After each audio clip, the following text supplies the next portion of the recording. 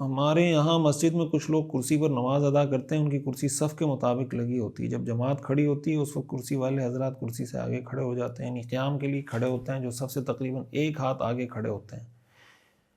جو رکوع کرنے کی صلاحیت رکھتے ہیں وہ حضرات وہیں سے رکوع کرتے ہیں اور سجدے کے وقت کرسی پر بیٹھ کر اشارے سے سجدے کرتے ہیں، اور کچھ حضرات قیام تو کرسی کے آگے کھڑے ہو کر ادا کرتے ہیں اور رکوع سجدے دونوں اشارے سے ہی کرتے ہیں۔ یعنی معاملہ ایسا ہوتا ہے کہ جب سارے صف والے حضرات آگے جا رہے ہوتے ہیں تو اس وقت کرسی پر نماز ادا کرنے والے پیچھے آ رہے ہوتے ہیں۔ میں نے اپنے یہاں کے علماء سے پوچھا تو اس طریقے سے نماز ادا کرنے کو صحیح بتایا، لیکن ابھی چند دنوں قبل مفتی محمد ظہور علی خان صاحب رحمۃ اللہ علیہ کا ایک کلپ سنا جس میں حضرت نے فرمایا کہ جو کرسی پر نماز ادا کرتے ہیں ان کے لیے قیام ساقط ہو جاتا ہے، لہٰذا وہ حضرات پوری نماز کرسی پر ہی ادا کریں، اس سے صف کا نظام بھی صحیح رہتا ہے۔ منصور عالم کبیر دیہات جھارکھنڈ انڈیا سے۔ منصور عالم صاحب دیکھیں، یہ بات تو ٹھیک ہے کہ جو آدمی بیٹھ کر نماز پڑھ رہا ہو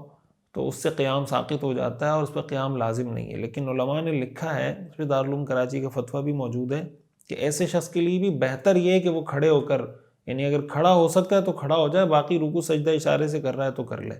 تو جس حد تک کسی کے اندر صلاحیت ہے کہ وہ کھڑا ہو سکتا ہے تو اس کو کھڑا ہونا چاہیے، اس لیے آپ اس کی ٹینشن نہ لیں۔ بس جب شریعت کا حکم ہے تو مجبوری ہے، معذوری کے احکام شریعت میں الگ ہوتے ہیں، تو آپ ریلیکس رہیں اور لوگوں کو نماز میں اگر کھڑے ہو کے نماز پڑھتے ہیں تو کھڑے ہو کے پڑھنے دیں، بیٹھ کے پڑھتے ہیں تو بیٹھ کے پڑھنے دیں۔ مفتی صاحب سہیل اقبال لاہور سے پوچھتے ہیں، برائے کرم حج کے فرائض، واجبات اور سنتیں بتا دیں، نیز یہ بھی بتائیں کہ کون سے کام سے حج فاسد ہو جائے گا۔ سہیل اقبال صاحب، میرا اس پر پورا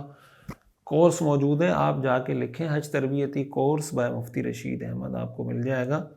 اور حج کا مختصر طریقہ لکھیں گے تو 10-12 منٹ میں نے حج کا پورا طریقہ بھی بتایا ہے۔ عمرے پر بھی اسی طرح کی ویڈیوز موجود ہیں، تو پورے کورسز ہیں، اس میں سلائیڈز، نقشیں، تصویریں سب ہم نے ایڈ کی ہوئی ہیں،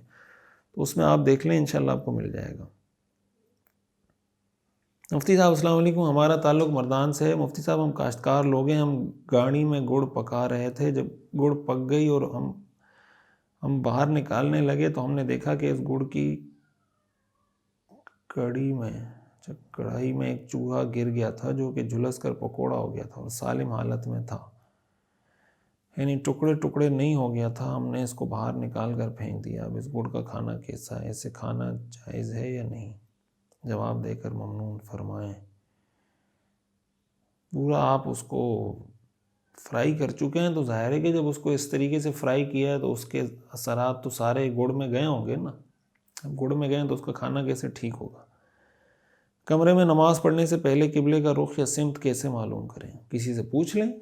جہاں گئے ہیں کسی سے پوچھ لیں، بھئی یہ قبلہ کس طرف ہے، تو بتا دے گا آپ کو۔